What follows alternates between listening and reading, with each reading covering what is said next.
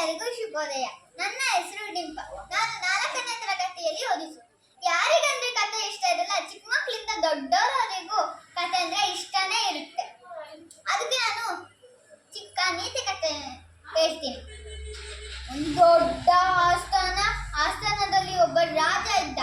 ರಾಜಂಗೆ 3 ಜನ ಮಂತ್ರಿಗಳಿದ್ರು. ಯಾರು ಒಳ್ಳೆಯವರು, ಯಾರು ಕುತಂತ್ರಿ ಅಂತ ರಾಜನ ಮನಸ್ಸಲ್ಲಿ ದೊಡ್ಡ ಪ್ರಶ್ನೆ ಇತ್ತು.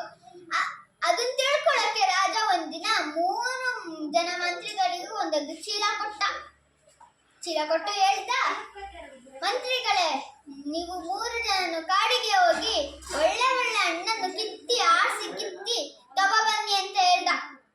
ಆಯ್ತು ಅಂತ 3 ಜನನು ಹೋದ್ರು.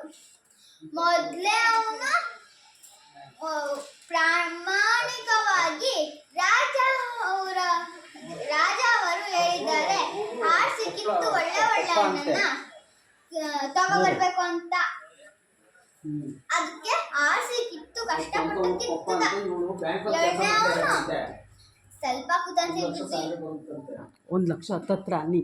ರಾಜ ಫುಲ್ ನೋಡ್ತಾನೆ ಅಂತ ಹೇಳಿ ಕೆಳಗಡೆ ಎಲ್ಲ ಕೊಳ್ತಿರ ಹಣ್ಣು, ಮೇಲ್ಗಡೆ ಎಲ್ಲ ಚೆನ್ನಾಗಿರೋ ಹಣ್ಣು ಆಗ್ತಾ. ಕೇಳದೆ ಬೇಡ, ಕೈ ಸಿಕ್ಕಿದೆಲ್ಲ ರಾಜ ತೆಗ್ ನೋಡ್ತಾನೆ ಅಂತ ಅನ್ಕೊಂಡು ಕೈ ಸಿಕ್ಕಿದೆಲ್ಲ ಚಿರುಕಾಗ್ತಾ, ಕಸ ಕಡ್ಡಿ ಎಲ್ಲ ಆಗ್ತಾ. 3 ಜನದ್ದು ಆಯ್ತು ಅಂತ ಆಸ್ಥಾನಕ್ಕೆ ಹೋದ್ರು. ಆಸ್ಥಾನಕ್ಕೆ ಹೋಗಿ ಚೀಲನ್ನ ರಾಜನ ಮುಂದೆ ಇಟ್ರು. ರಾಜ, ಸೈನಿಕರೇ ಬನ್ನಿ ಇಲ್ಲಿ,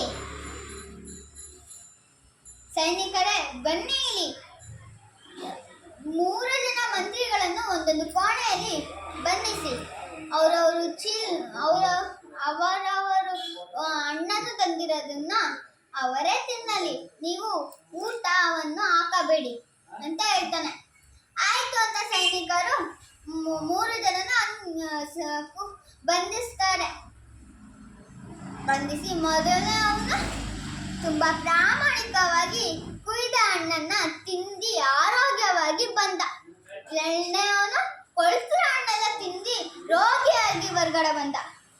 3ನೇ ಅವನು ಕಸ ಕಡ್ಡಿ ತಿನ್ನಕ್ಕಾಗ್ದಲೆ